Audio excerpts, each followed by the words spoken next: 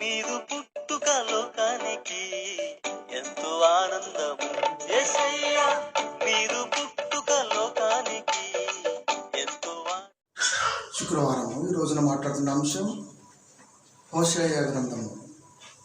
ప్రేమైన దేవుని పిల్లరా, హోషేయ గ్రంథకర్త హోషేయనే.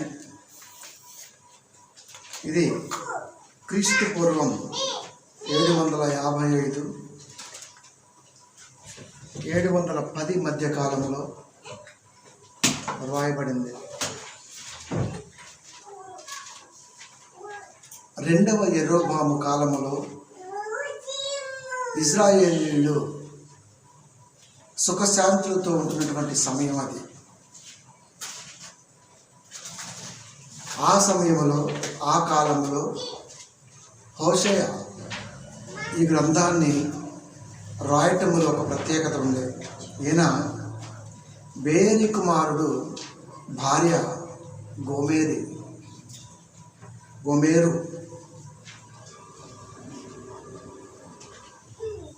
ఎప్పుడైతే రెండవ యెరోబాము కాలంలో ఇజ్రాయేలీయులు సుఖశాంతులతో ఉంటున్నారో, సుఖం ఎక్కువైతే దేవుడు దూరం అవుతాడు గనక వారికి కూడా దేవుడు దూరం అయ్యారు.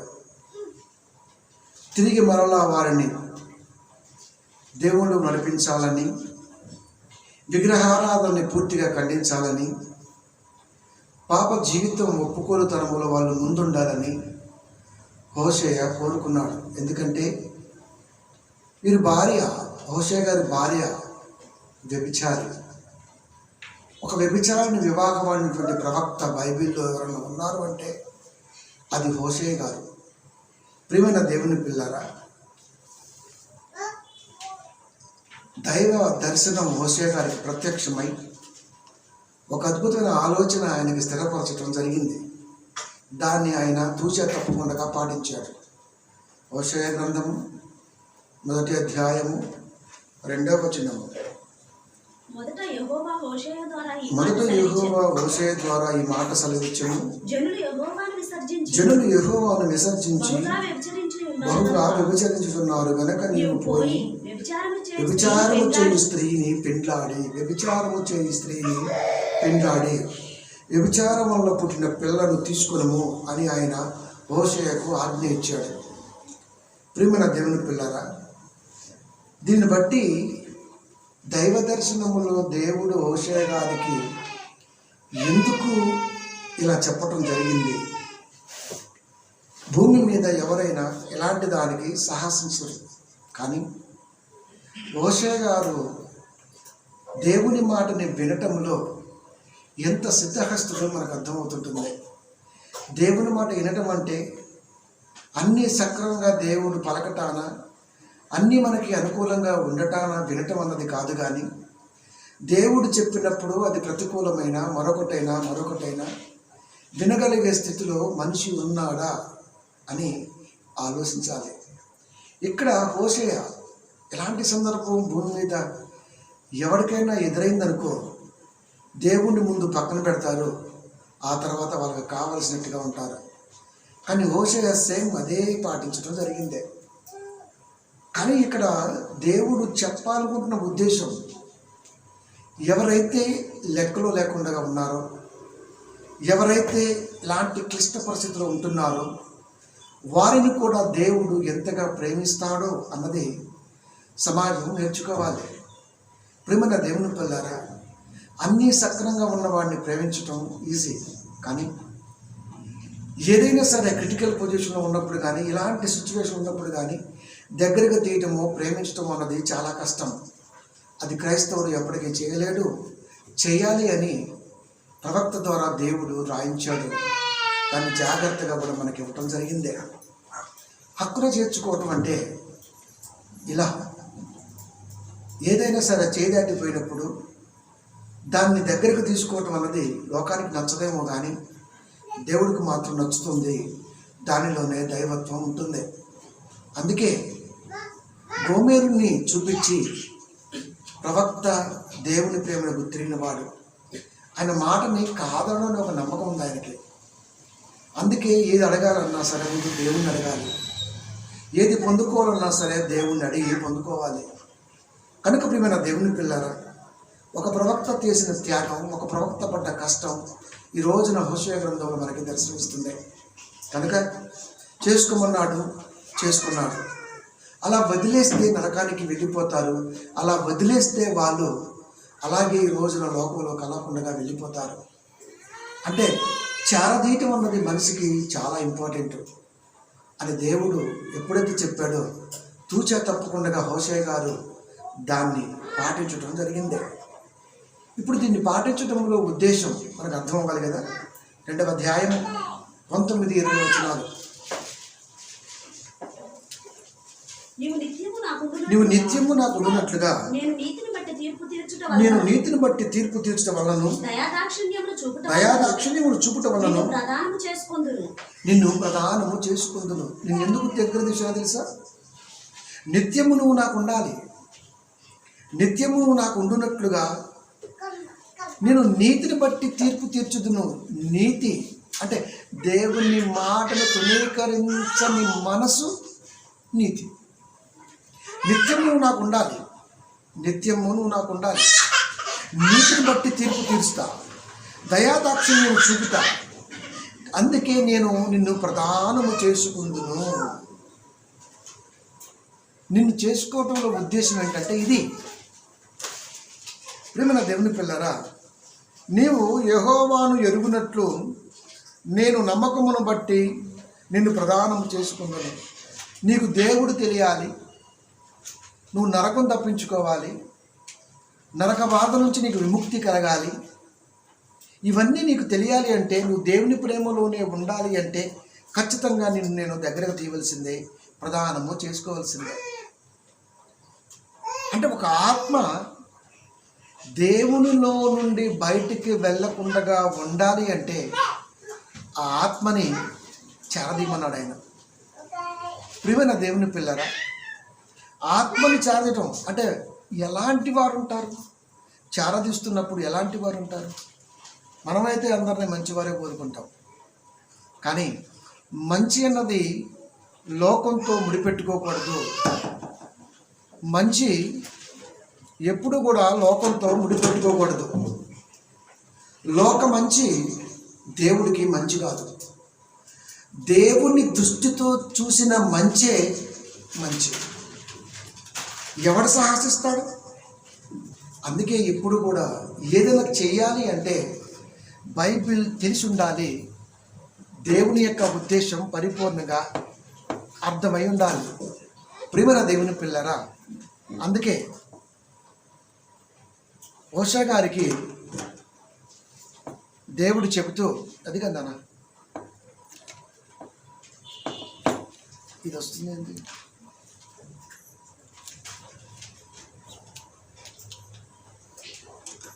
Praise the Lord. Hello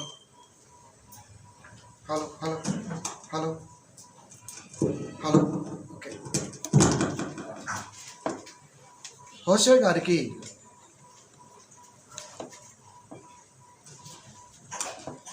hello praise the Lord. Hosheya గారికి దేవుడు అలా చెప్పి చేరతీయి అని సంబోధించటం మనం చూస్తున్నాం. అందుకే నీతిని బట్టి తీర్పు తీర్చినట్లు అన్నాడు ఆయన. ఓకే, నీతిని బట్టి తీర్పు తీర్చినట్లు దయాదాక్షిణ్యములు చూపటం వలన నేను ప్రదానము చేసుకుందును అని మాట్లాడుతూ, నువ్వు యెహోవాను ఎరుగునట్లు నా సంరక్షణలో ఉంటేనే నువ్వు దేవుణ్ణి ఎరుగుతావు, నువ్వు దేవుడు తెలుస్తుంది అని మాట్లాడుతున్నాడు. నా సంరక్షణలో నువ్వు ఉండాలి, అప్పుడే నీకు దేవుడు అంటే ఏంటో, నరకం తప్పించుకోవటం అంటే ఏంటో నీకు అర్థమవుతుంది అని సెలవిస్తున్నాడు. ప్రియమైన దేవుని పిల్లరా, దాన్ని తూచా తప్పకుండా పాటించి ప్రపంచానికి ఒక అద్భుతమైన సవాల్ని హోషేయ గారు ఇవ్వటం కూడా జరిగింది. అంటే దేవుణ్ణి తెలుసుకోవాలి దేవుళ్ళు మాత్రమే నువ్వు ఉండాలి. ఎందుకంటే ఎన్నో రకాల మనస్తత్వం కలిగినటువంటి మనుషులు ఈ లోకంలో మనకి దర్శనమిస్తూ ఉంటారు, ఎదురవుతూ ఉంటారు, కనబడుతూ ఉంటారు. అన్ని రకాల మనస్తత్వం గల మనుషుల్ని పరిపూర్ణంగా దేవుని వైపు నిలపాలి అంటే ఖచ్చితంగా దేవుడు చెప్పింది మాత్రమే నువ్వు చేయాలి. ఎందుకంటే లోకములో మనస్తత్వాలు ఎలా ఉంటాయో కూడా ఆయన చెప్తున్నాడు.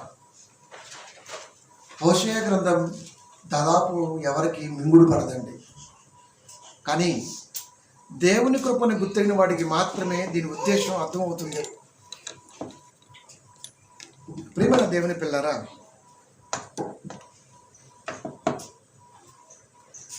లోకంలో ఉన్నటువంటి వారి మనస్తత్వాల గురించి మాట్లాడుతున్నాడు. 4వ అధ్యాయము 1-2 వచనాలు. ఇజ్రాయేలు వారలారా, యెహోవా మాట ఆలకించుడి. సత్యమును కనికరమును దేవుని గురించిన జ్ఞానమును దేశమందు లేకపోవట చూసి యెహోవా దేశ నివాసులతో వ్యాజ్యమాడుచున్నాడు. దేశములో ఏమి లేదయ్యా అంటే సత్యము కనికరము దేవుని కూర్చున్న జ్ఞానము దేశములో లేదు.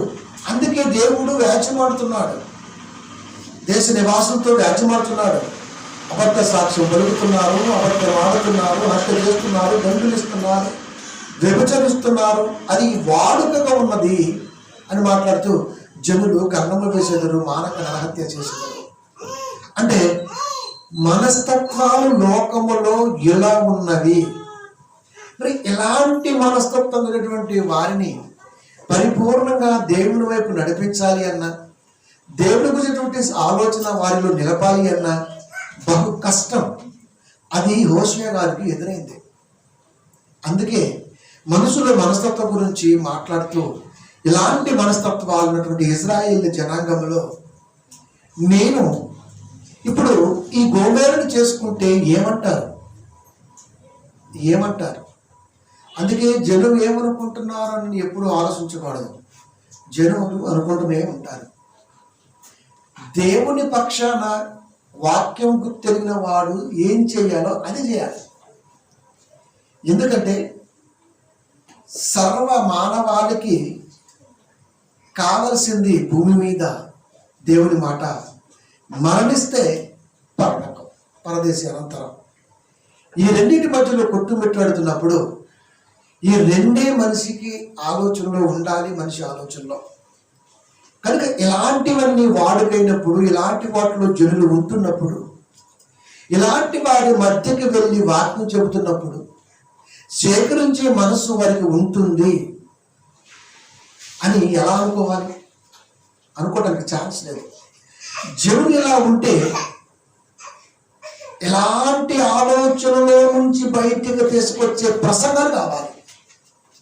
అది అంటే ఆనాటి నుండి ఈనాటి వరకు మనుషుల మనస్తత్వాలు ఇలాగే ఉన్నవి. ఇది మారలేదా అంటే ఎప్పటికీ మారదు. ఎందుకంటే అలాంటి ప్రసంగాలు లోకంలో లేవు కనుక. మన దేవుని పిల్లారా, ఈ హోషేయ గారి ద్వారా దేవుడు సర్వలోకానికి తను అనుకున్నది ఏమిటో మనకి అర్థం అవ్వాలి అంటే చాలా జాగ్రత్తగానే ఈ గ్రంథాన్ని పరిశీలించాలి. ఎలాంటి మనస్తత్వాలు ఉన్నాయంటే వీరందరూ కూడా వాటిని పోగొట్టుకోవాలి అన్న ఆలోచనలో వాళ్ళు ఉండాలంటే ఖచ్చితంగా ఎలాంటి బోధ జరగాలో మనం ఆలోచించాలి. అనుకూలమైన బోధ జరిగిందనుకోండి కష్టం అవుతుంది. అదే సానుకూలమైన బోధ జరిగినా కష్టం అవుతుంది. ఆలోచించే బోధ జరిగితే మాత్రం మనిషి ఆలోచిస్తాడు. అంటే ఏ ఒక్కరిని తృణీకరించే మనసు ఎవడు కలిగి ఉండకూడదు. అది పాయింట్. అక్కడ ఏ ఒక్కరిని తృణీకరించడానికి వీల్లేదు. అందుకని లోకానికి మనం వచ్చింది, దేవుళ్ళు ఉంటుంది, బైబిల్ పట్టుకున్నది, మన దేవుడి గురించి మాట్లాడుతున్నది, మన ఆయన గురించి ఆలోచిస్తున్నది. ఏ ఒక్కరిని తృణీకరించినటువంటి మనసు ఎవరు కలిగి ఉంటారు ఒక హోషేయలాగా అని దేవుడు ఎదురు చూస్తున్నాడు. అందుకే అలాంటి జనాంగాలకి ఎలాంటి మాటలు అందించాలి ఆయన చెప్తున్నాడు. 6వ వచనము 4:6 నా జనులు జ్ఞానము లేని వారై నశించుచున్నారు. జ్ఞానము లేక నశిస్తున్నారు. జ్ఞానము వాక్యము. జ్ఞానము లేక నశిస్తున్నారు, వాక్యము లేక నశిస్తున్నారు. నీవు జ్ఞానమును విసర్జించుతున్నావు. ఇజ్రాయిల్ గురించి మాట్లాడుతున్నాడు. మీరు జ్ఞానాన్ని విసర్జిస్తున్నారు కనుక నాకు యాజకుడు కాకుండా నేను నిన్ను విసర్జించును. అంటే జ్ఞానాన్ని దూరం చేసే ప్రసంగం నువ్వు చేస్తున్నావు, మీరు చేస్తున్నారు కనుక నిన్ను యాజకుడిగా మాత్రం ఉంచను అని చెప్పేస్తున్నాడు. అంటే యాజకుడిగా ఉండాలి అంటే అందరినీ సమాన దృష్టితో చూడాలి. ఇన్ని క్యాడర్స్, ఇన్ని రకాల మనస్తత్వాలు మనుషుల మధ్య సంచరిస్తున్నప్పుడు, కొన్ని మనుషుల్లో తిష్ట వేసినప్పుడు తృణీకరించని దేవుడు ఆలోచన నువ్వు కలిగి ఎవరిని తృణీకరించకుండా ఉండాలి. క్రైస్తవులకు కొంచెం పరీక్షగా ఉంటుంది. క్రైస్తవ కనుక పిల్లల దేవుని పిల్లరా, ఇప్పుడు జ్ఞానాన్ని తృణీకరిస్తున్నావు కాబట్టి నాకు నువ్వు యాజకుడుగా ఉండవు. యాజకుడుగా ఉండేవాడు జ్ఞానాన్ని పెంపొందించాలి. జ్ఞానోపదేశ సంగతులు లోకానికి అందించాలి. లేకపోతే కష్టం. ప్రసంగాలు జ్ఞానం లేదనుకోండి, ఇంకా మనం ఏం చేయలేము. ఇంకా డిసైడ్ అయిపోతుంది అంతే, నరకం. కనుక నరకానికి నువ్వు వెళ్ళకూడదని గోమేరుని పెళ్లి చేసుకున్నాడు, దగ్గరకు తీశాడు. నరకానికి వెళ్ళకూడదు. నరకానికి వెళ్ళకూడదు అంటే నువ్వు దేవుని మాటల్లోనే ఉండాలి. అంటే దేవుని మాటల్లో ఉంటున్నప్పుడు ఇన్ని రకాల మనస్తత్వాలు ఎదురైనప్పుడు ఖచ్చితంగా వాక్యంతో మాత్రమే సరిదిద్దగలము అనే ఆలోచన మనకు రావాలి. కనుక ఎవరిని విసర్జించడానికి వీల్లేదు అని మాట్లాడుతూ అలా చేసేవు కనుక నువ్వు నాకు యాజకుడిగా ఉండకుండా నేను విసర్జిస్తున్నా. యాజకుడిగా ఉండకుండా విసర్జిస్తున్నానంటే జనులలో జ్ఞానము లేకుండా పోయింది. చేసింది ఎవడయ్యా అంటే యాజకుడు. నీవు నీ దేవుని ధర్మశాస్త్రమును మరచితివి కనుక నేను నీ కుమారులను మరుతును. దేవుని ధర్మశాస్త్రాన్ని మరచటం జ్ఞానం లేకుండా ఉండటం. దైవ ధర్మశాస్త్రం, ధర్మశాస్త్రం అనగానే మోషే గారి పంచకాండాలు కాదు, ఎంటైర్ బైబిల్ ధర్మశాస్త్రం అంటారు. ధర్మం ఇది శాస్త్రం. శాస్త్రం అంటే ఇట్స్ అన్ ఆర్డర్. ఇది దైవాజ్ఞ, ఇది ధర్మంతో కూడుకున్నది కనుక ధర్మశాస్త్రము. సాంఘిక శాస్త్రము, సామాన్య శాస్త్రము, గణిత శాస్త్రము ఎన్నైనా ఉండొచ్చు. వాటన్నిటినీ కలిపి ఒక దాంట్లో చూడగలిగింది ధర్మం. ఇది ధర్మశాస్త్రం. ధర్మశాస్త్రం విజయకొండ బాగా అంతే. మోసే ధర్మశాస్త్రం, అప్పుడు మోసే ధర్మశాస్త్రం అంతే. మోసే ధర్మశాస్త్రం ఎప్పుడైతే వచ్చిందో అది మోసే ధర్మశాస్త్రం. ధర్మశాస్త్రం వచ్చిందో అది ఖచ్చితంగా బైబిల్. రెండు అర్థాలు ఉంటాయి. దేవుడు మాట్లాడుతున్నప్పుడు మోసే ధర్మశాస్త్రం అంటే ఆ పంచకాండాలు అంటున్న దాంట్లో, అనుకుంటున్న దాంట్లో ఏదైతే దేవుడు చెప్పాలనుకుంటుందో దాంట్లోంచి నువ్వు వెతకాలి. అది మోసే ధర్మశాస్త్రం. ఇప్పుడు ఇది ధర్మశాస్త్రం అంటే మోసే గారికి వచ్చిన తర్వాత ఇది బైబిల్. కనుక పిల్లల దేవుని పిల్లరా, అంటే ఎంటైర్ బైబిల్ని నువ్వు మరిచావు కనుక నీ కుమారుని మరుస్తా. ధర్మశాస్త్రాన్ని మరచడం అంటే యేసుక్రీస్తు వారి కాలంలో అడుగుతారు, ధర్మశాస్త్రము అంతటిలో ఏ ఆజ్ఞ గొప్పది అంటే ధర్మశాస్త్రం అనగానే మోషే గారు చెప్పిన పదాజ్ఞలు కాదు. మోషే గారు చెప్పిన పదాజ్ఞలు యేసుక్రీస్తు వారు ఎప్పుడో ముందుకు వచ్చేసారు. పదాజ్ఞలు ఎక్కడ? ఇంకా ఆజ్ఞ అనేది ఇన్ఫినిటీ. అది పదాజ్ఞ అన్నవి నడక. అది పదాజ్ఞ అనేది నడక అంతే. పెద్దవాళ్ళ శిక్ష చిన్న చిన్నగా నడిచింది. కనుక దేవుని యొక్క ఉద్దేశాన్ని చాలా జాగ్రత్తగా ఆలోచిస్తే ధర్మశాస్త్రాన్ని మరచితివి అంటే వాక్యము లేకుండా పోయింది కనుక నువ్వు నాకు లేకుండా పోతావు, వాక్యం లేకపోతే అని మాట్లాడుతున్నాడు. ఇప్పుడు కుమారులు ఎందుకన్నాడయ్యా అంటే వాక్యం లేని వాడి కాపరైతే వాడి గర్భాన్ని పుట్టినటువంటి వారు కూడా కాపర్లు అవుతున్నారు, లేకపోతే మరొక రకంగా కాపర్లు అవుతున్నారు. ఇప్పుడు స్వర్ణపల్లి స్పేర్ సంవత్సరం చనిపోయారు జగ్గపేటలో. సంథింగ్ పేరు రాజారావు సంథింగ్ ఏదో ఉంది. భార్య భర్త ఎదురు. ఇప్పుడు కొడుకు ఎంత చెప్తున్నాడు, చిన్నపిల్లలు. ఇప్పుడు హైదరాబాద్ నుంచి వెళ్ళి వాక్యం చెప్తున్నారు వాళ్ళ బంధువులు. ఆ సంఘంలో 30 ఏళ్ళగా సేవ జరుగుతుంటే అక్కడ ఎవరు వాక్యం చెప్పేంత ఎదిగించలేదని నీకు అర్థమైపోయింది. ఇక్కడ హైదరాబాద్ నుంచి దూరపు బంధువులు ప్రతి వారం వెళ్ళి వాక్యం జగ్గాపేట ప్రాంతానికి వెళ్ళి చెబుతున్నారంటే అక్కడ ఏమి లేదు. ఆ 30 ఏళ్ళ మా సంఘ స్థాపన జరిగి 30 years. అంటే ఈ 30 ఏళ్లలో నువ్వు ఏమి నేర్పలేదా? తండ్రి నేర్పలేదా? కొడుకు నేర్పలేదా? దేవుడు ముగ్గురత రావటం కరోనా కష్టకాలంలో నిలువెత్తు స్వర్ణ ప్యాలెస్లో తగలబెట్టాడంటే దీని వెనకాల ఏముంటుంది? ఎంత కోపం వచ్చున్నా దేవుడికి ఎవరిని వేసేస్తాడు. అందుకే నేర్పాలి. నేర్చుకోకపోతే వదిలే, అది వేరే విషయం. జ్ఞాన సంగతులు పరిపూర్ణంగా అందించవలసిన బాధ్యత ఉంది. వాడు అందిపుచ్చుకుంటాడా, వాడు వదిలేసుకుంటాడా, ఈ లాస్ మనకి సంబంధం లేదు. అది వెదజల్ల పడుతున్నప్పుడు ఖచ్చితంగా అది మొలకెత్తిందా లేదన్నది నీకు సంబంధం లేదు. అది దేవుడు చూసుకుంటాడు. వాటి ఇంట్రెస్ట్ని బట్టి ఉంటుంది అది. కనుక పిల్లల దేవుని పిల్లరా, కనుక నీ కుమారులు మరుస్తాను అనగానే ఇన్ని సంవత్సరాల సేవా జీవితంలో ఎవరు చెప్పడానికి లేరా అంటే ఎవరు లేరా?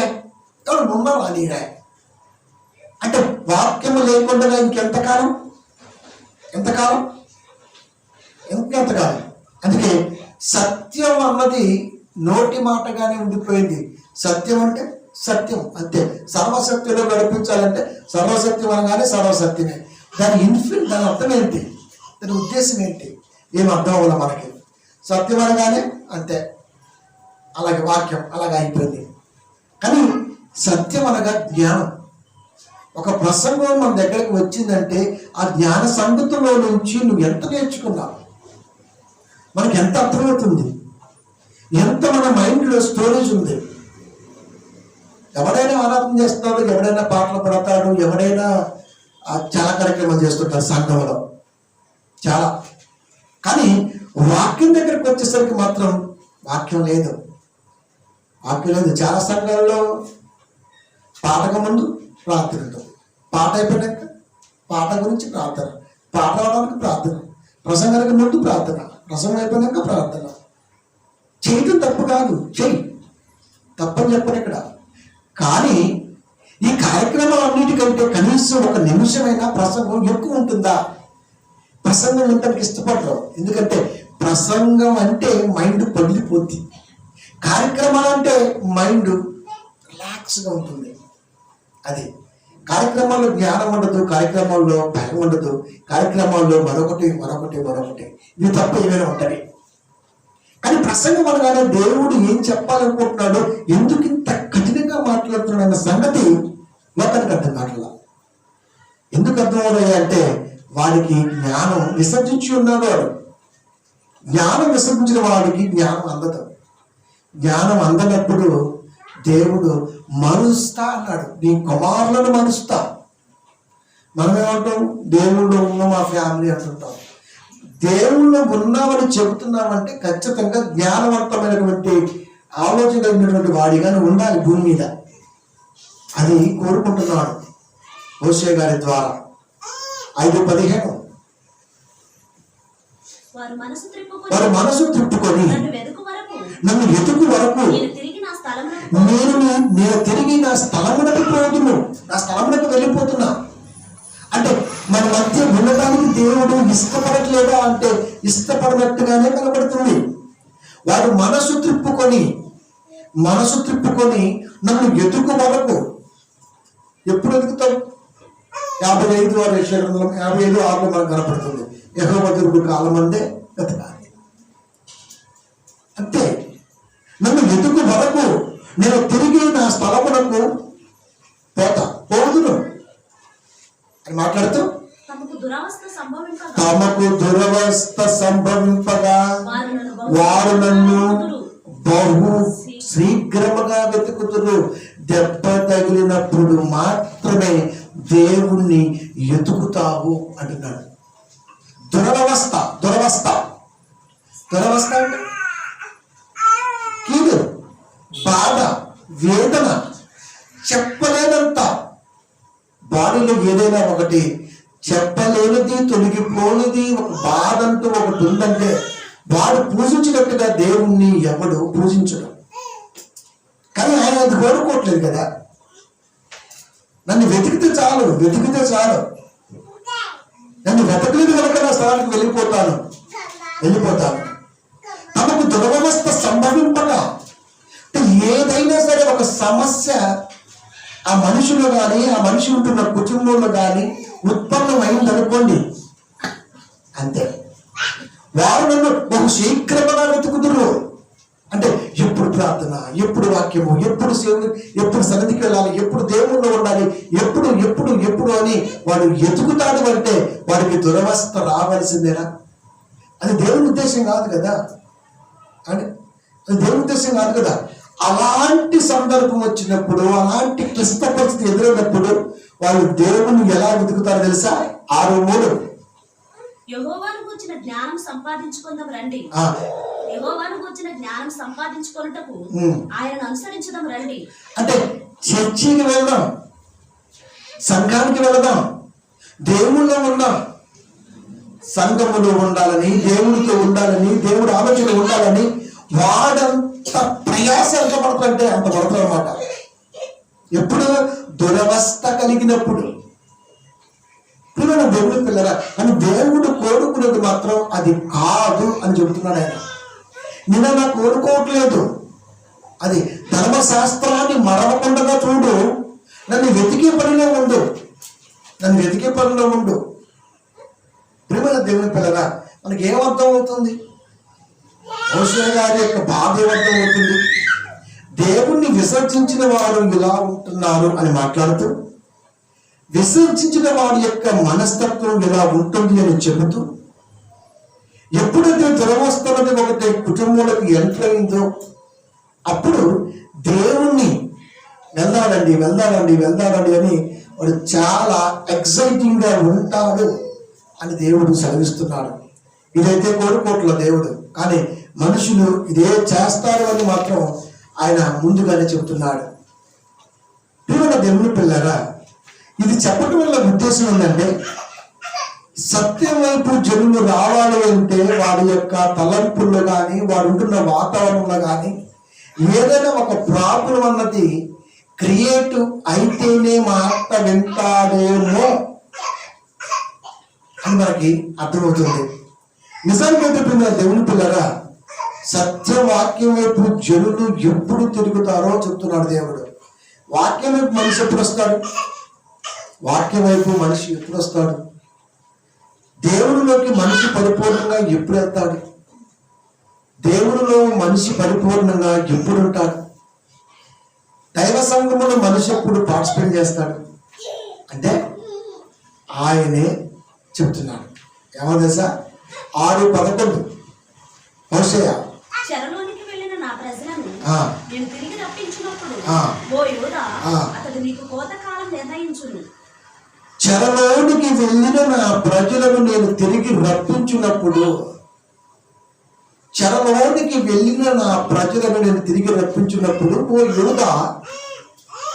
ఓ యూదులారా, అతడు నీకు కోతకాలము నిర్ణయించును.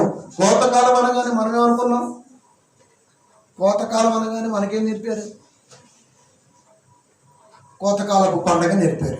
కోతకాలం అంటే పండగ, మంచిగా ఊరొచ్చే టైం. కోతకాలం అంటే అది కాదు. కోత అంటే పీక, కింద ఫుట్నోట్ చూడే ఉందో శిక్ష.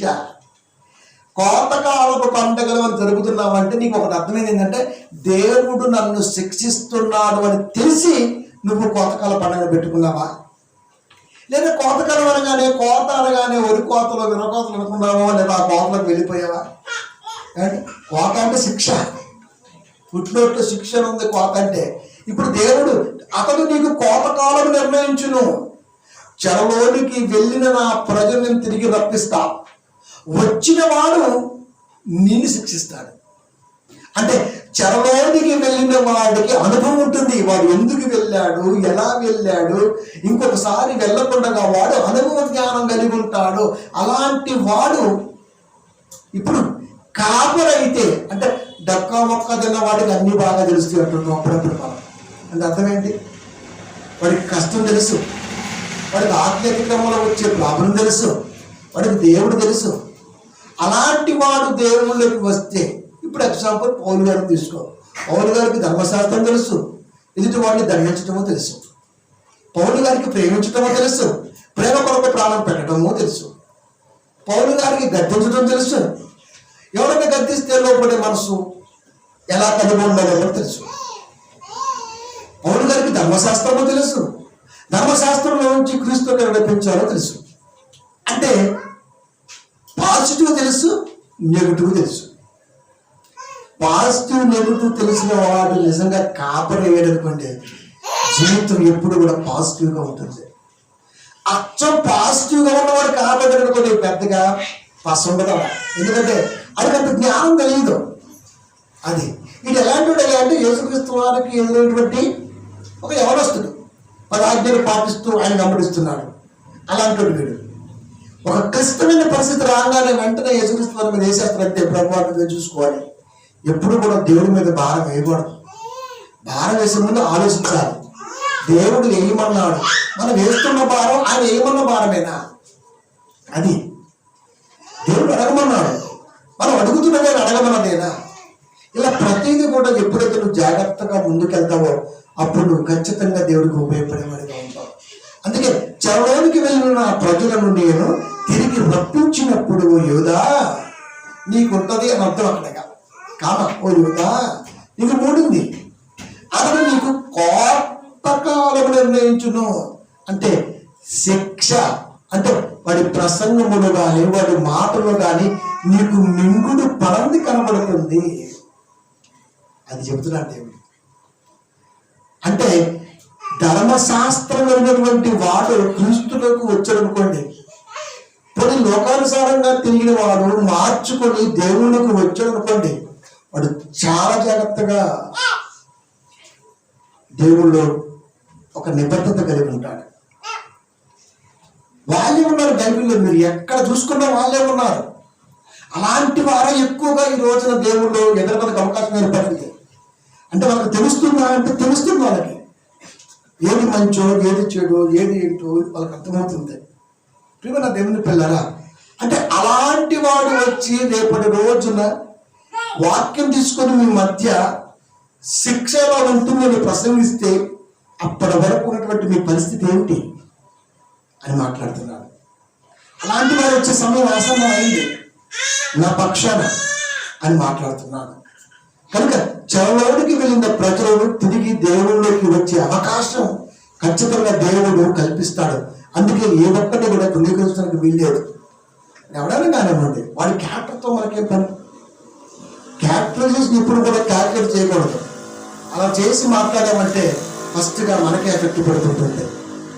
చూడవలసింది వాడి క్యారెక్టర్ కాదు, మనం కూడా చెప్పిన ఒకసారి వాడిలో ఉన్నది కూడా మన తండ్రి ఆత్మే. ఆ ఆత్మ డ్యామేజ్ కాకుండా దేవుడిచ్చిన వాక్యం వాడికి పోతగా ఉంటుందా ఇది నువ్వు ఆలోచించాలి. ఇలా ఆలోచించగలిగినప్పుడు మాత్రమే ఒక ఆత్మ రక్షణకు రాబడుతుంది, లేకపోతే కష్టం అవుతుంది. కనుక ఇప్పుడు కోతకాలం అనగానే శిక్ష. నీటిలో ఒడ్లు బండి తీసుకెళ్ళి అయ్యగారికి ఇవ్వటం, ఆడేం చేసుకుంటాడు, ఆడేం చేస్తాడు, 4 బస్తాలు ఏమి తీసుకెళ్ళి అమ్మేస్తాడు, అంతే కదా మరి అది జరిగేది. కానీ ఎప్పుడైతే ఈ కోతకాలం శిక్షణ సంగతి మనిషి మర్చిపోయిండో, ఈ బస్తాలు ఇవ్వటం ప్రారంభించారో, ఇవ్వటం తప్పు కాదు, ఇది కూడా గుర్తుపెట్టుకోవాలి. నేను ఎప్పుడూ తప్పని చెప్పను, కానీ ఇస్తున్నప్పుడు ఇది దైవ సన్నిధికి చేరుతుందా, నువ్వు ఓటేసావు, ఇది క్యాండిడేట్ చేరుతుందా, నోటాగా వెళ్ళిపోతుందా నీకు తెలియాలి. ఇప్పుడు ఆ క్యాండిడేట్కి వెళ్ళిపోతుంది, మరి నోటాలో ఎలా పడింది అంటే నోటా అంటే న్యూట్రల్, వాడికి చెందదు వీడికి చెందదు, అంటే చల్లని ఓటుగా ఎలా ఉన్నది అది నోట. చల్లని ఓటుగా ఎందుకు ఉంటుంది, నేను ఓటేసాను కదా, మరి నోట ఎలా వచ్చింది? మన నోటగా వేయట్లేదు కదా, ఓటేసాం అంతే. నోట ఎలా ఉంటుంది? నోట అంటే చల్లని ఓటు నోట అంటారు. ఇది ఎలా సాధ్యం? ఇది మనకు తెలియదు. అంటే ఓటేసామన్న భ్రమలో ఉన్నాం, కానీ అది ఏమైపోయిందో తెలియట్లేదు మనకి. అంటే ఇప్పుడు దేవుడికైతే ఇచ్చాం, కానీ అది మన అకౌంట్లోకి వెళ్ళిపోయిందా ఈడి అకౌంట్లోకి వెళ్ళింది అని మాత్రం చూసుకోవట్లా. ఇది చూసుకొని వాడు కానుక వేయకూడదు, కానుక వేయకూడదు. డబల్ డోస్ అవుతుంది, మైనస్ అవుతుంది. అక్కడ ఏమవుతుంది? నా కష్టం ఏమవుతుంది? ఏ యాంగిల్ ఉపయోగపడుతుంది? ఏ యాంగిల్ ఉపయోగపడాలి? మనం ఏమనుకొని ఇస్తాం దేవుడికి? మనం ఏమనుకొని ఇస్తాం? ₹1,00,000 పెట్టి మీటింగ్ పెడతాం, ఏమనుకొని పెడతాం? చూపించుకుందాం పెట్టామనుకో, 3 రోజులు అయిపోతుంది అంతే చూపించుకోవటం. నేనేంటో చూపిస్తాను పెట్టామనుకో, తరతరాలు ఉంటుంది. అది రెండు చూపించటమే, కానీ ఒక దాంట్లో మైనస్ కనబడుతుంది, మరొక దాంట్లో నువ్వుకి అర్థం కాని దైవ సంగతి కనబడుతుంది. రెండు చూపించటమే, 3 రోజులు అయిపోయిందంతే. ఇక్కడ కూడా అంతే. దేవుని యొక్క ఉద్దేశంలోకి వచ్చిన తర్వాత మనం వేస్తున్నటువంటిది దేవుడికి ఏ యాంగిల్లో చేరుతుంది? ఇది చేర్చేవాడా, సమకూర్చుకునేవాడా? ఇది కూడా నీకు తెలియాలి. ఇలా ఎప్పుడైతే నీకు తెలియలేదో, మనం ఏమనుకున్నాయి అంటే రైతులు పాపం కష్టపడలేక క్రాప్ హాలిడే ప్రకటిస్తున్నారు అనుకున్నాం. మనం ఏమనుకున్నాం? కోతకాలం అనగానే కోత సమయం, రైతులేమి పంటలు వేయట్లేదు, రైతులేమి కోత ఇవ్వట్లేదు, రైతులేమి వ్యవసాయం చేయట్లేదు, ఎందుకంటే ఏదనుకుంటాం. కానీ నిజానికి క్రాప్ హాలిడే ప్రకటించింది రైతులు కాదు, దేవుడు. క్రాప్ హాలిడే వెనకాల ఉంది ఎవరనుకుంటున్నారు? దేవుడు. భూమి క్రాప్ హాలిడే ప్రకటిస్తుందంటే దీని వెనకాల నేనే ఆ క్రాప్ హాలిడే వెనకాల ఉన్నది. ఎందుకో తెలుసా? ఇగో ఇందుకే కోతకాలం అనగానే అర్థం కాకుండా కోసుకుంటున్నారు, దోసుకుంటున్నారు, ఇప్పుడు దాచుకుంటున్నారు. ఇలాంటి వారికి తెలియాలి అంటే క్రాప్ హాలిడే వెనకాల ఉన్నది నేను అని నువ్వు చెప్పు అని చెప్పేశాడు. 10వ అధ్యాయం మోషే గ్రంథం 4వ వచనం. అబద్ధ ప్రమాణములు చేయొచ్చు, అబద్ధ ప్రమాణములు చేయొచ్చు, చేయుదురు. సందులు అంటే కాంప్రమైజింగ్. సందులు చేయుదురు, ఒట్టి మాటలు పలుకుదురు, అందువలన భూమి చాలలో విషపు కూర అంటే నీకు పనికొచ్చేదిగా లేదు. భూమి సారాల్లో ఏం మొలుస్తుందయ్యా అంటే విషపు కూర మొలుస్తుంది. విషపు కూర మొలిచినట్లుగా దేశంలో వారి తీర్పులు బయలుదేరుచున్నది. ఎప్పుడైతే విషపు కూర భూసారంలో మొలుస్తుందనుకో, ఏ రైతు పంట వేస్తాడు? విషపు కూర అంటే పంట దిగుబడి తగ్గిపోవటం, అంటే సాళ్ళు మొత్తం విషమైపోతున్నది, మొక్క రాకుండా పోతుంది. ఎందుకు ఈ రోజున భూమి తన ఉద్దేశాన్ని మార్చుకుంది? పండే భూమి ఎందుకు మార్చుకున్నది అంటే ఆత్మఫలాలు పండట్లేదు మానవాళికి అని అది మార్చుకుంది. ఎందుకు చెప్తున్నాడు? అబద్ధ ప్రమాణములు చేయుదురు. అబద్ధ ప్రమాణం ఎప్పుడు చేస్తాం? మనం ప్రమాణాలు ఏ సందర్భంలో చేస్తాం? పెళ్ళి ఎప్పుడు మాత్రం చేస్తాం, దాన్ని ప్రమాణం. ఇంకంతకుమించి ఎప్పుడు చేస్తాం? ఎప్పుడైనా దేవుడి మీద ఒట్టు, ఇంటి బట్టి మాట్లాడు. అసలు ప్రమాణం ఎక్కడ? ఒక కుటుంబానికి జీవితకాలంగా ఉపయోగపడే ఒక సన్నివేశం ఉన్నది, అది ప్రమాణం. ఇరువురి మనుషులు ఒకటి ఏకమయ్యే సందర్భం ప్రమాణం. అక్కడి నుంచి కుటుంబం వస్తుంది. ఆ ప్రమాణమే అబద్ధం అంటున్నాడు ఆయన. ఆ ప్రమాణమే అబద్ధమైపోయింది. అబద్ధం అంటే దేవుళ్ళు ఉండవలసిన వారు దేవుళ్ళు లేకుండా పోయారు. పెళ్ళి ఎక్కడ జరిగింది? చర్చిలో జరిగింది. వీళ్ళు ఎక్కడున్నారు? చర్చి అవతల ఉన్నారు. ప్రమాణం ఎక్కడ చేశారు? దేవుళ్ళు చేశారు. ప్రమాణం చేసిన జంట ఎక్కడ ఉంది? దేవుడికి దూరంగా ఉన్నది. అంటే ఇది చేసింది ఏ ప్రమాణం? ఏం ప్రమాణం? అబద్ధ ప్రమాణం.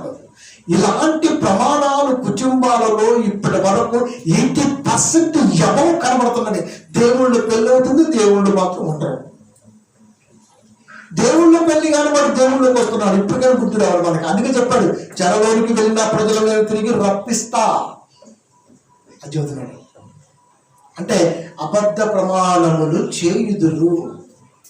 అబద్ధ ప్రమాణములు చేసినప్పుడు మీకైతే పంట కావాలి, కానీ భూమి మాత్రం తన పంటని ఇవ్వాలి. మీకైతే పంట కావాలి, భూమి కూడా మీకు పంట ఇవ్వాలి.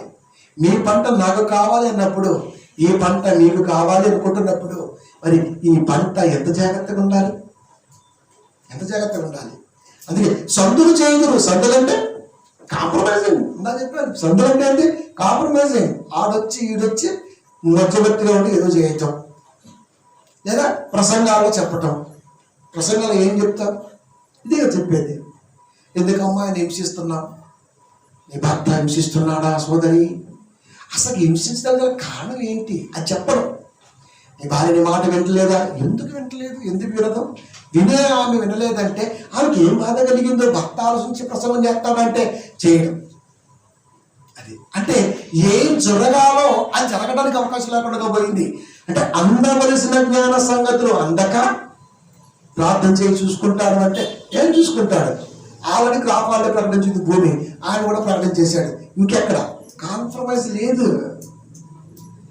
అంటే కరెక్ట్ అయిన ఆలోచన కుటుంబాలకి వెళ్ళటం లేదు ప్రసంగ రూపంలో అని అర్థమైపోయింది దేవుడికి. అది ఆయన బాధ. సందులు చేయుదురు అంటే మనిషి మూడవడు వస్తాడు, ఎందుకమ్మా అట్లా, ఎందుకమ్మా ఇట్లా అంతే. ఎంతకాలం ఉంటుంది చెప్పండి ఆ సందు? నిలబడి ఎక్కువసేపు.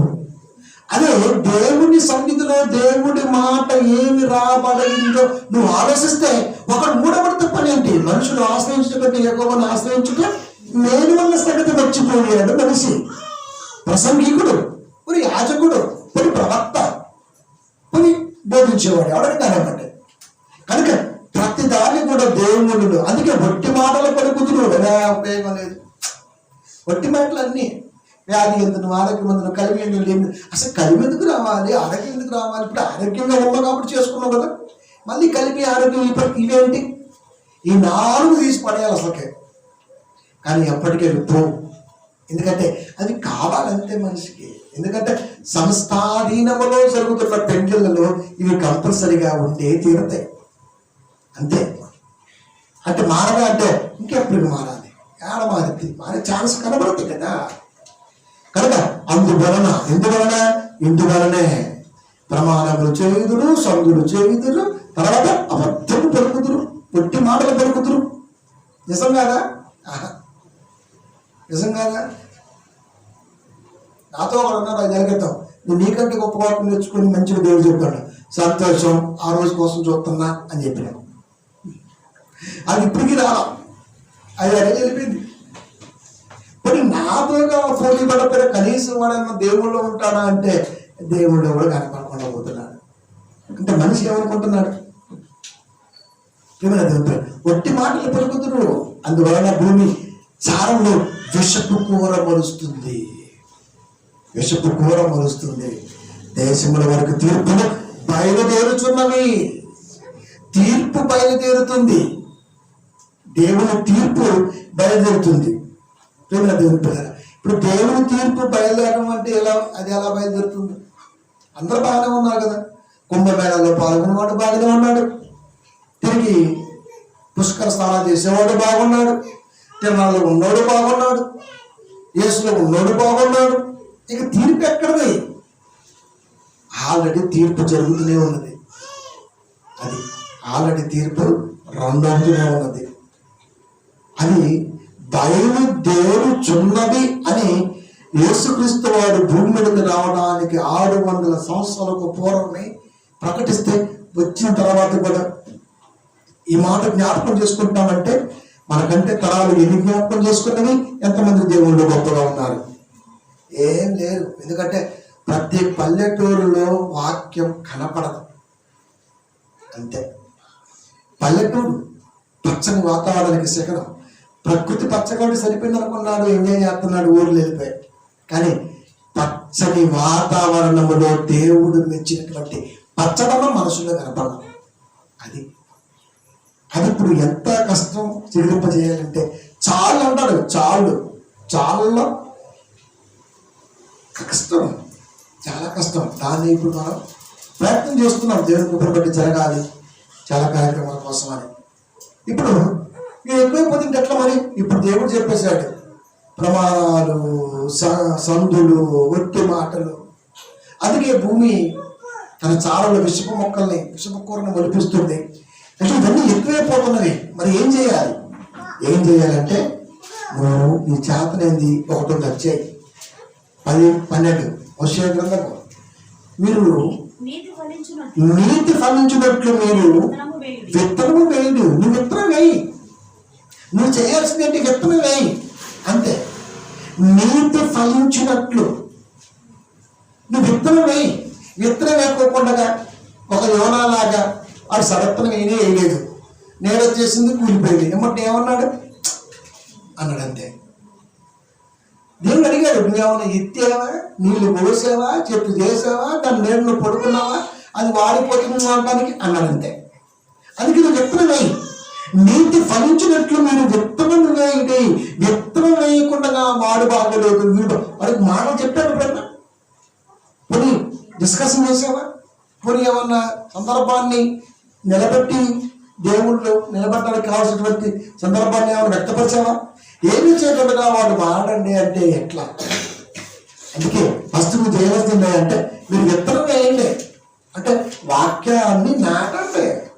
విత్తనం వేసి వచ్చిన తర్వాత రైతు పడుకుంటాడు, అది 3 days 4 days మొలకెత్తుంది. అది 1000 దినాలు నా దృష్టిలో ఒక రోజుగా మీకు కనపడుతుంది. మీకు 1000 దినాలు అయితే నాకు ఒక రోజు. వెయిట్ చేయి, నువ్వు విత్తనం వేయి ఫస్ట్. విత్తనం లేకుండా చేయాలా? అందుకే నువ్వు విత్తనం వేయి అని మాట్లాడతావు. ప్రేమయను కోత మీరు పోయండి, ప్రేమైన కోత మీరు పోయండి. విత్తనం వేయి, ప్రేమను కోత పోయి. యెహోవాను వెతుకుటకు ఇదే సమయము గనక ఆయన ప్రత్యక్షమై మీ మీద నీటి వర్షము కురిపించినట్లు ఇది వరకెన్నడూ దున్నని భూమి దున్నది. విత్తనం వేయమంటే దీనికి అన్నిటికంటే ముందు ఇదివరకు ఎన్నడు అన్నాడు. ఇదివరకు ఎన్నడు దున్నని బీడు భూమి దున్నండి అంటే ఎవడు చెప్పలేని సంగతి నువ్వు చెప్పు, అది విత్తనం వేయటం. బీడు భూమి దున్నడం అంటే అదే. బీడు భూమి దున్నడం అంటే వాక్యం, ఈ మాట తీసుకొని వాక్యం ఏజెన్సీ ప్రాంతంలో వెళ్ళిపోతామంటే సర్వలోకంలో క్రీస్తు సువార్త ఉంది. ఇంకెక్కడ సువార్త దండ యాత్ర వెళ్ళిపోతుంటాడు. ఎక్కడికి వెళ్ళాడు? వాక్యం ఉన్న కాడికి వెళ్ళాడు. దేవుడు ఏమంటున్నాడు? వాడు ఎంత పెద్ద తోపైనా సరే, ఎదుటివాడు ఆ ఊరిలో ఎంత పెద్ద కాపరైనా సరే, నువ్వు వెళ్ళి నిలబడి విత్తనం వేసావనుకో, అప్పటి వరకు ఎవడు దున్నని బీడు భూమి దున్నబడుతున్నట్లుగా ఎవడు అప్పటి వరకు చెప్పని సంగతులు నీ ద్వారా ఎదుటివాడు వింటే అదే ప్రేమని పంట పోయటం. అది నువ్వు చేయి. అమ్మో ఆ ఊరికి వెళ్తే ఆ ఊరిలో పెద్ద పాస్టర్ గారు ఉన్నారేమో, ఆ ఊరిలో ఇప్పటికే ఫేస్బుక్ లో చూశాను, ఆయనకంటే మనం గొప్పగా చెప్పగలమా? ఎవడ గొప్ప, ఎవడగా గొప్ప? ఎవడ గొప్ప, ఎవరికా గొప్ప? ఒక చేపంలో నుండి ఎంత ఫ్లో వస్తే అంత స్పీడ్గా వెళ్ళిపోతుంది. ఎంత ఫ్లో ఉంటే అంత ఎంజాయ్ దానికి. కనుక పిల్లల దేవుని పిల్లల ఎదుటివాడు ఎవడు అన్నది ముఖ్యం కాదు, ఎదుటివాడు ఎవడు అన్నది ముఖ్యం. అది 2 పదాలు ఒకటే, కానీ ఆలోచిస్తున్న విధానం చాలా జాగ్రత్తగా ఆలోచించాలి. ఎదుటివాడు ఎవడు, ఎదుటివాడు అని. అందుకే ఫస్ట్ మీరు ఎవడు ఇది వరకు ఎన్నడూ దున్నని బీడు భూమి దున్నుడి అంటే సువార్త లేని ప్రాంతాలకు వెళ్ళి సువార్త చెప్పడం భావం కాదు. అక్కడ అలాగే అర్థమవుతుంది, ఎందుకంటే జ్ఞానం లేదు కనుక. మరి భారతదేశంలో ఎక్కడ సువార్త లేదు ఒక అడగండి. ఏ ఊరిలో సువార్త లేదు, ఏ ఊరిలో యేసుక్రీస్తు వారి గురించి తెలియదు, ఏ ఊరిలో బైబిల్ లేదు. ఎక్కడైనా యావత్తు లోకంలో బైబిల్ ఉంది. అనేక లిపిలో లేకపోవచ్చు, కానీ యేసుక్రీస్తు వారి దృష్టిలో చాలా మంది ఉన్నారు. మరి దీని అర్థం ఏంటి? ఎవడో నాటని ఒక సంగతిని నాటిరా అంతే. ఇది వరకు ఎన్నడూ దున్నని బీడు భూమి అంటే అర్థం ఏంటి? ఇన్ని సంవత్సరాలలో ఎవడు చెప్పలేని ఒక సంగతి నువ్వు చెప్పగలిగి వచ్చావనుకో, ప్రేమనే పంట కోస్తావు. విత్తనం వేస్తున్నావు కదా, ప్రేమనే పంట కోస్తావు అంటే ఖచ్చితంగా అది అలా అలా అలా అలా స్ప్రెడ్ అవుతుంది. కానీ దెయ్యం తక్కువదా అంటే దెయ్యం ఏమంటది? అబ్బో మాకు దెయ్యం వ్యవసాయం గురించి మాకు దునడం రాదేమో అంటుంటది. అది మనం ఏమనుకుంటాం? 3 వేయండి అన్నాడు. 3-4 పోవడానికి మన మనుషులు మనకేమీ పోకూడదు. అది దేవుడు ఇచ్చిన దాంట్లో ఏది పైన హ్యాండిక్యాప్డే, 3 పైన హ్యాండిక్యాప్డే. ఎందుకు? అది దేవుడు ఇచ్చింది కదా మరి. అది కనుక దేవుని పొందాలి. ఎవడు చెప్పని సంగతులు ఎదుటివాడు ఎవడన్నా పట్టించుకోకుండా చెప్పటమే జ్ఞానాన్ని ఎదసలబట్టాలి. ఆ ధైర్యం చేయి, దేవుడు అడుగు, నీకు తోడుగా ఉంటాడు. యోసేవ గారికి జీవితంలో సంధులు చేదులు ఆ పదం తీసుకొని యోసేవ గారికి తన లైఫ్ పార్ట్నరే మైనస్ వచ్చేసింది, గోలేరు. ఇప్పుడు ఎలా మలిచాడు అంటే చూడవలసింది అది కాదు, చూపించవలసింది ఏంటో ఇది. అది పిల్లల దేవుని పిల్లరా, అది చూసుకుంటాడు దేవుడు. అందుకే నీతి న్యాయ ధర్మములు నేను కదా త్రాసులు చూసేది, నీకే పని అది. కనుక ఎవడు చెప్పని సంగతులు నువ్వు చెప్పాలి. ఇది సువార్త అంటే. అది విత్తనం వేయి, ఆ విత్తనం వేయి. విత్తనం వేయాలంటే ఆ భూమి ఎక్కడుంది వెతకాలి, ఇంట్లో కూర్చుంటట్లు. కనుక అలా వెతుకుతూ ఏ ప్రాంతానికి ఏ మాట అవసరమో, ఏ మాటతో ఆ కుటుంబం కొన్ని కాలాల పాటు ఆలోచిస్తుందో అలాంటి ఆలోచనని నిర్ముఖమాటంగా చెప్పటమే సువార్త. ఆయనలో ప్రేమ లేదండి, ఆయనలో ఆత్మ లేదండి. ఆత్మ ఉంది కాబట్టే ఆకారంగా కనబడుతున్నాం, లేకపోతే శరీరం మట్టితో కప్పబడి కనబడుద్ది. ఆత్మ లేదు అన్న వాడికి ఆత్మయే లేదు, ఎందుకంటే ఆడికి కనపట్లేదు. అర్థం ఏంటి? అది చచ్చలేదు అర్థం మరి, అంతే కదా మరి. కనుక నేను బెండుతున్నా ఎవడు ఇదివరకు ఎన్నడో దున్నని భూమిని బీడు భూమి, బీడు అంటే భూమిలో అన్ని మొలుస్తాయి. బీడు భూమి అంటే పంట లేనిది, దాంట్లో మరి గడ్డి గదారం చెత్త గదారం అన్నీ ఉంటాయి, అది పంట కదా మరి. అది పశువుల పంట బీడు భూమి. కనుక మీరు దేవుతున్నారు, లోకమనే ఈ పొలంలో ఎంతమంది రైతులు పండించినా, అంటే ఎంతమంది వాక్యం చెప్పే వాళ్ళు ఉన్నా, నువ్వంటూ నాగల పట్టి దిగవనుకో, ఆత్మని పంట నువ్వే పోయగలవు. అది దేవుని నమ్మకం, అది దేవుని నమ్మకం. ఆ నమ్మకం ఉందా? సొంత రైతు పండించలేడు, కానీ కౌలు వాడు పండించగలడు. ఎందుకు? రైతు పాతిక బస్తాలు పండిస్తే కౌలు తీసుకున్న వాడు 40 పండించగలడు. వాడి కష్టం వేరుంటుంది, వాడి ఆలోచన వేరుంటుంది. 40,000 పెట్టుబడి పెట్టాడు, వాడికి ఒక 20,000 ఇవ్వాలి, నా కుటుంబానికి ఒక 30,000 చూసుకోవాలి, మొత్తం వచ్చేసి ₹1,00,000 అయినవి. 1,20,000 పండిస్తే కానీ నెక్స్ట్ పెట్టుబడికి 20,000 వస్తాయి. కానీ ఆలోచించి మరొక 10,000 ఎక్స్ట్రా వేస్తాడు, 1,30,000 పండిస్తాడు. ఇది 30,000 తెచ్చిపోతాడు. కానీ మనం ఎవరం దేవుని పిల్లరా, ఇలా పండించే మనసు గల వారము అని దేవుడు కోరుకున్నాడు. దానికి నువ్వు న్యాయం చేయాలి. లాస్ట్ మాట హోషేయ గ్రంథము 14వ అధ్యాయం 9వ వచనము. జ్ఞానులు ఏదైతే మనం చెప్పుతానికి ఇష్టపడుతున్నామో అది వివేచిస్తారు. బుద్ధిమంతులు ఆ సంఘానికి, ఆ సమాజానికి, ఇప్పుడు ఆ మీటింగ్ కి వచ్చిన వారు గ్రహిస్తారు. ఎలాంటి వారి మార్గములు చక్కనివి, నీతిమంతులు దాన్ని అనుసరించి నడుచుకుందరు గాని తిరుగుబాటు చేయవారు దారిని అడ్డము గనుక వారు త్రట్టుదిద్దురు. అంటే మనం ప్రసంగం చేసి వచ్చిన తర్వాత అందరూ మెచ్చుకుంటారని ఎప్పుడు అనుకోకూడదు. ఎందుకంటే దున్నని బీడు భూమి దున్నుతున్నప్పుడు వాడు ఏదైనా అనుకుంటాడు. కానీ ఏదనుకున్నా సరే తిరుగుబాటు కూడా చేస్తారంటారు. తిరుగుబాటు చేయవారు ఉన్నారు అని మాట్లాడతాడు. దానికి అది అర్థము. తిరుగుబాటు చేస్తున్నాడంటే వాడి మార్గానికి అది అర్థం. ఇక్కడికి వచ్చి సత్యాన్ని ప్రకటించి వెళ్ళిపోతే రేపటి రోజున నాకు కోతకాలంలో రావలసిన సరుకు దిగదు కదా. కనుక ఇప్పుడు నువ్వేం చేయాలంటే, కనుక వాడు చుట్టుతాడు, బాబు ఇలాంటి వాడు వస్తే ఎట్లా, ఇలాంటి వాడు రాకుండా ఏం చేయాలంటే ఒకటే మార్గం. వాస్తవం చెప్పే వాడికి ఎందుకు ఆటంకాలు వస్తాయి అంటే పాస్టర్ ఫెలోషిప్ లో వాడికి లాకేస్తారు. మరొకటి ఏమీ లేదు. ఇంకా పాస్టర్ ఫెలోషిప్ మీటింగ్ లో పలానా గారు విన్నారా ఆ గురించి నాకు తెలుసు, అలాంటి వాడు మళ్ళీ మన ఏరియాకి రావడానికి వీల్లేదు, డెవలప్ అవ్వడానికి వీల్లేదు, మనకు అనుకోవడం తెలుసుకుందాం అనగానే అక్కడ లాక్ పడిపోతుంది. లాక్ ఎందుకు పడుతుంది అయ్యా సత్యానికంటే? లాక్ పడుతుంది. ఇలాగ ఒక యూనిటీ ఉంటుంది. అసలు పాస్టర్కి ఫెలోషిప్ మీటింగ్ ఎందుకండి? ఫెలోషిప్ మీటింగ్ సంఘ బిడ్డలతో ఉండాలి, పాస్టర్లకు ఎందుకు ఉంటుంది? రాజకీయ నాయకులకి శీతాకాల సమావేశాలు పెడతారు, ఏమి లాభం? 250 కోట్ల రూపాయల లాస్ వారానికి.